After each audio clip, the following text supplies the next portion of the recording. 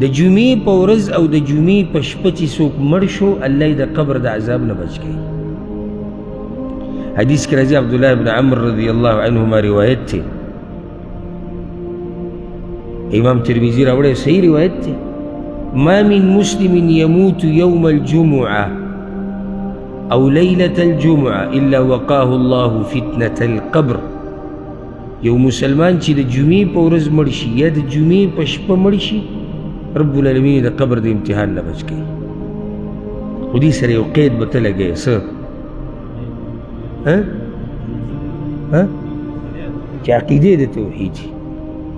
اوس هندو مړ شي د جمعې په ورځ یا یو مسلمان برای نام چې ټول عمر قبرونو ته سجدې لګوي او په دې مړ شو، باباګانو ته سجدې، بوتانو ته سجدې ګټون، دا هغوی خبره نه ده.